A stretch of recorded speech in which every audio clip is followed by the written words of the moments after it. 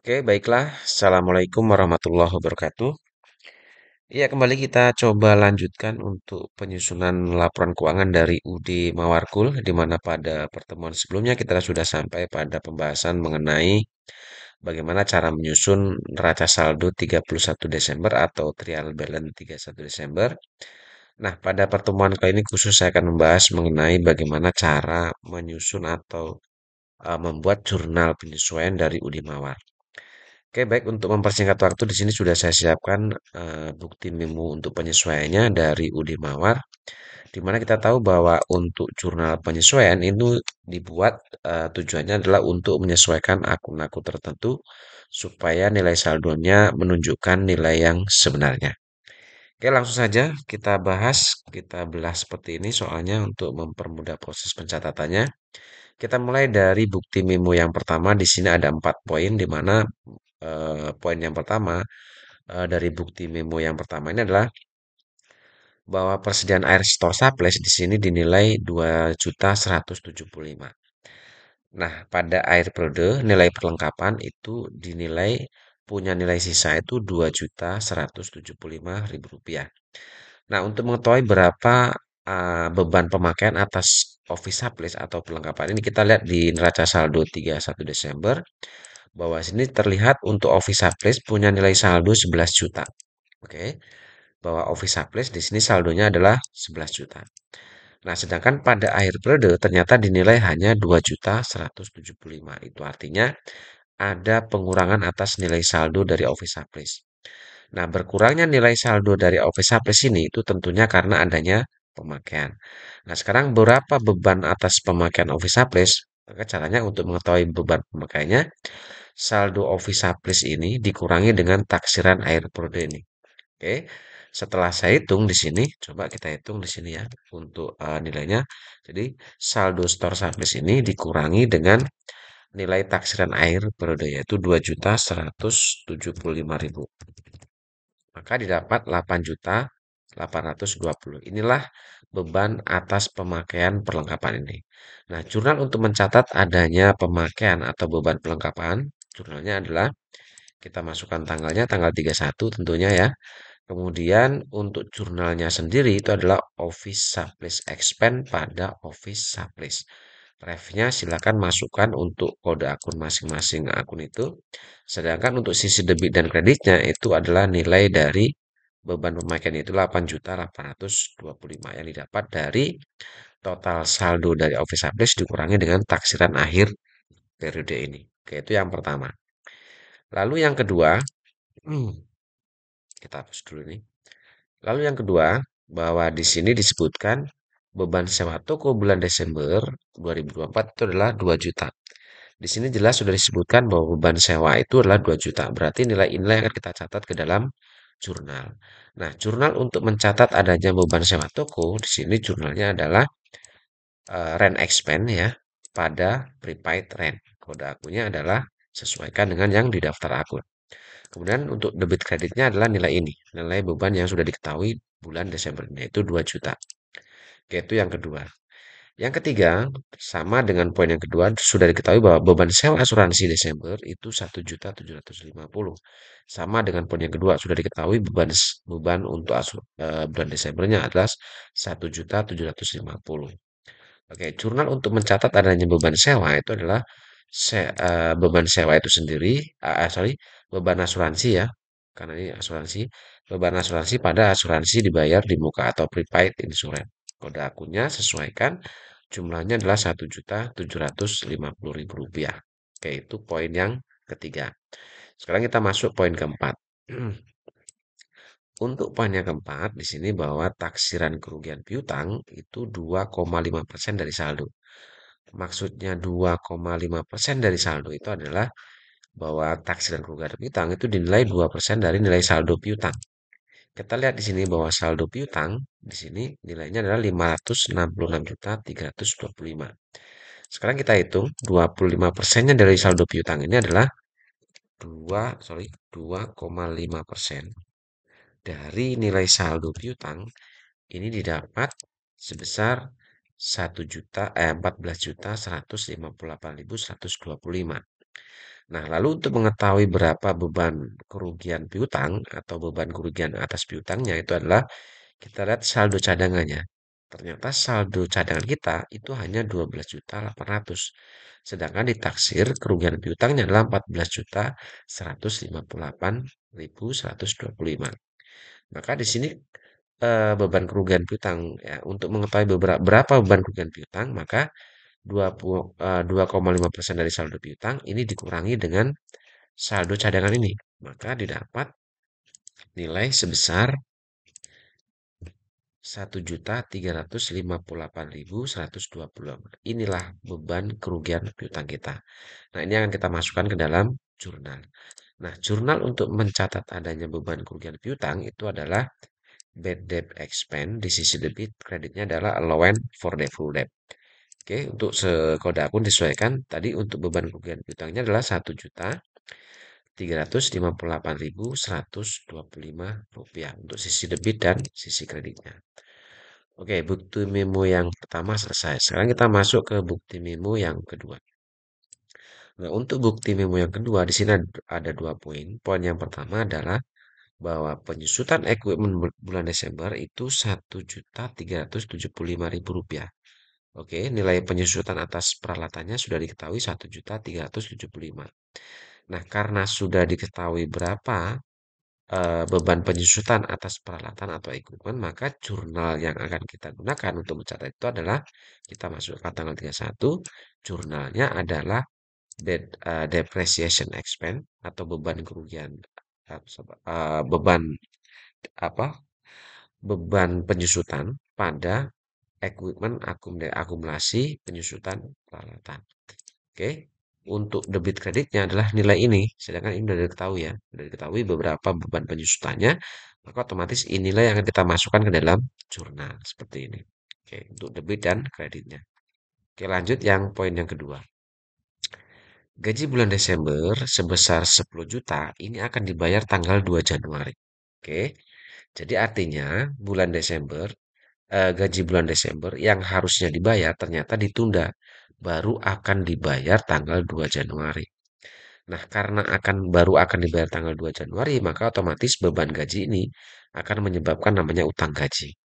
Oke, jurnal untuk mencatat adanya munculnya beban gaji, jurnalnya adalah di sisi debit kita masukkan wages and salaries expense atau beban gaji pada expense payable utang biaya. Oke, jadi karena gaji bulan Desember yang seharusnya dibayar di bulan Desember ternyata diundur tanggal 2. Nah, sebab diundurnya beban gaji yang harus dibayar, maka akan memunculkan namanya utang gaji. Oke. Akun untuk utang gaji kita gunakan expense payable. Oke, kita masukkan kodenya. Untuk debit dan kreditnya kita masukkan nilai ini 10 juta. Ya, beban gaji yang harus dibayar ternyata baru akan dibayar bulan Januari. Nah, karena baru akan dibayar bulan Januari, maka menyebabkan munculnya utang gaji. Oke, kita masuk ke timimu yang terakhir ya. Ada dua poin juga di sini. Oke, poin yang pertama, oleh karena pencatatan PPN income dan PPN outcome sesuai dengan faktur pajak standar, maka kedua akun tersebut dapat ditutup atau dapat segera ditutup saldonya, kemudian dipindahkan ke PPN payable. Oke, jadi maksud dari poin yang ketujuh ini, kita disuruh menutup saldo PPN income dan PPN outcome. Oke, untuk menutup saldo PPN income dan PPN outcome, kita lihat di trial balance 31 Desember. Oke. Kita lihat di sini PPN income, oke, dan PPN outcome. Perhatikan, itu dia nilainya punya saldo yang berbeda. Oke, saldo PPN income itu ada di sisi debit, sedangkan PPN outcome ada di sisi kredit. Yang namanya menutup saldo itu berarti kita disuruh membalik saldo ini. Kalau PPN outcome ada di kredit, maka pencatatan di jurnal penyesuaiannya kita akan catat di sisi sebelah debit. Ya, kita masukkan di sisi sebelah debit seperti ini. Sedangkan PPN income saldonya ada di sisi kredit. Karena kita disuruh menutup saldonya, maka kita masukkan di jurnal penyesuaian itu kita masuk di sisi sebelah kredit. Oke, lalu kita masukkan kode akunnya, lalu kita masukkan masing-masing saldo dari PPN outcome dan PPNK. PPN outcome di sini 443.375. Kita masukkan di sisi sebelah debit. Sedangkan sisi kreditnya itu adalah PPN income yaitu 110.822.000 rupiah. Kita masukkan di sisi sebelah kredit. Oke. Nah, antara PPN outcome dan PPN income ini ada selisih ya. Artinya jumlahnya tidak sama, lebih besar PPN outcome. Nah, karena saldo PPN outcome dan PPN income saldonya lebih besar PPN outcome, maka selisih kedua akun katanya saldonya itu suruh dipindahkan ke PPN payable. Oke, maka PPN payable kita letakkan di sisi sebelah kredit. Nah, isinya itu atau nilai saldonya itu adalah selisih keduanya. Oke, setelah saya hitung selisih keduanya itu adalah 32.553.000 rupiah. Ya, kenapa diletakkan di sisi kredit? Karena untuk mengimbangi atau sebagai penyeimbang supaya debit dan kredit sama jumlahnya. Jadi kalau ini kita jumlahkan sama dengan PPN outcome di saldonya. Oke ya, itu yang pertama. Sekarang kita masuk poin yang terakhir. Untuk poin yang terakhir, bukti memo yang terakhir ini, hitung pajak penghasilan badan dengan ketentuan tarif terbaru sebesar 0,5% dari peredaran bruto. Nah, di sini sudah ditentukan bahwa peredaran bruto pada perusahaan ini ya, itu nilainya di bulan Desember adalah 561.500.000. Sudah ditentukan nilai brutonya di sini, maka kita harus menggunakan ini. Nah, sekarang kita hitung 0,5% ya, kita hitung di sini coba ya. Oke, 0,5% lalu dikalikan dengan 561.500.000 didapat nilai 2.807.500. Nah, inilah eh, beban pajaknya. Nah, setelah ketemu perhitungan 0,5% dari nilai bruto ini, yaitu 561.500.000, maka kita disuruh mencatatnya ke dalam PPN income dan PPN, sorry, income tax expense dan income tax payable. Oke, jurnal untuk mencatatnya, karena kita disuruh menggunakan ini, maka di sisi debit kita gunakan income tax expense, sedangkan di sisi kreditnya, karena di sini tidak ada income tax payable, tetapi adanya adalah income tax payable. Perhatikan di sini ada 4 beban pajaknya. Nah, dari keempat beban pajak ini, maka karena sesuai perhitungan di sini sesuai dengan peredaran bruto, ya, maka kita gunakan income tax payable yang pasal 25 ini. Oke, maka kita gunakan di sini sisi kredit adalah income tax payable pasal 25. Oke, lalu masukkan kode akunnya. Untuk nilai debit kreditnya kita gunakan yang perhitungan 0,5% dari peredaran bruto ini, yaitu 2.807.500. Oke ya, selesai ya. Setelah selesai, silakan kalian jumlahkan untuk sisi debit dan sisi kreditnya. Oke, setelah saya jumlahkan, maka ketemu nilainya adalah 171.490.625 rupiah untuk sisi debit dan sisi kreditnya. Oke, seperti itu ya. Lalu setelah kita selesai mencatat jurnal penyesuaian, tugas kita selanjutnya adalah kita akan susun data rekapitulasi dari jurnal penyesuaian ini. Nah, untuk menyusun data rekapitulasi seperti pada pertemuan sebelumnya, itu cukup mudah ya. Kita cukup mengelompokkan kode-kode akun yang muncul di sisi sebelah debit ya, dan yang muncul di sisi sebelah kredit. Lalu kemudian kita susun di data rekapitulasi sesuai dengan data akun terkecilnya. Oke, seperti ini. Saya tandai merah.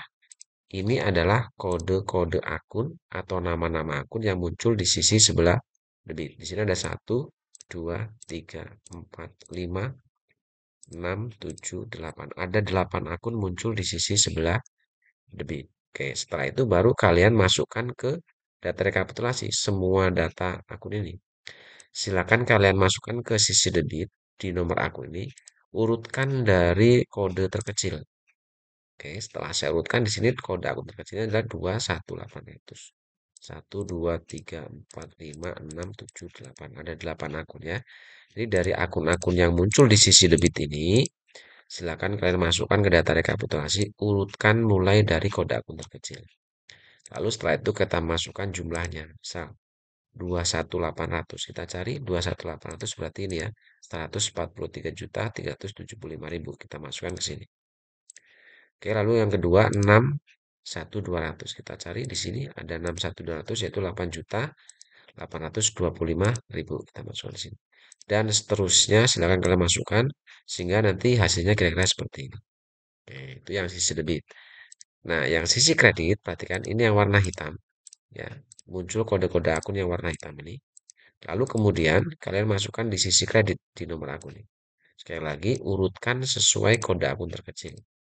Oke, setelah saya urutkan, kode akun yang muncul di sisi kredit, kode akun terkecil adalah 1/400 dan yang terbesar 21.700.